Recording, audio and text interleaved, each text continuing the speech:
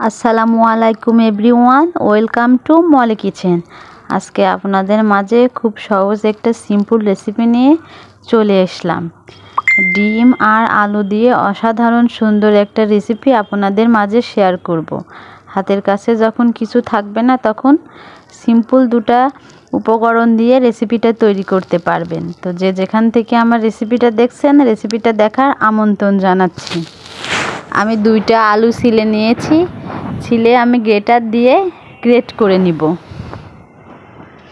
দেখুন গ্রেট করে নিয়েছি। এবার আমি একটা পানির মধ্যে দিয়ে সুন্দরভাবে পরিষ্কার করে ধুয়ে নেব। ধুয়ে ক্লিন করে নেব। দেখুন এমন কষলে কষলে পরিষ্কার করে নেব। দেখুন ধুইতে ধুইতে সাদা পানি হয়ে গেছে। এবার আমি চিপে পানি থেকে চিপে এভাবে উঠাই নিয়ে আমি পানি ঝরার জন্য রেখে দেব। দেখুন পানি ঝরে গেছে, কত সুন্দর ঝরঝরা হয়ে গেছে।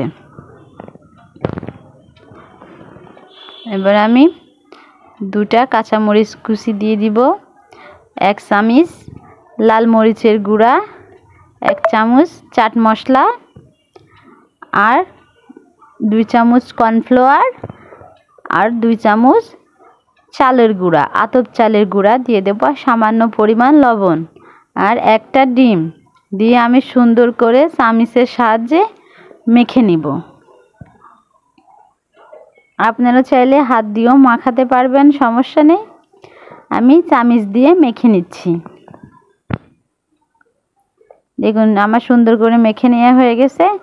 আমি চুলাতে প্যান দিয়ে দিয়েছি, অল্প হালকা পরিমাণ তেল দিয়ে দিয়েছি। তেলটা গরম হয়ে গেলে আমি 2 চামচ এই আলুর মিশ্রণটা দিয়ে সুন্দর করে এভাবে চেপে চেপে ছড়াইয়ে দিব।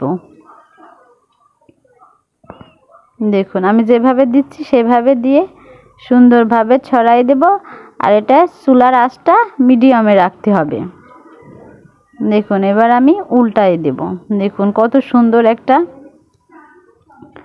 কালার আসছে, লুক আসছে। দেখুন একইভাবে আমার সবগুলো ভাজা হয়ে গেছে। দেখুন কত সুন্দর একটা নাস্তা তৈরি হয়েছে।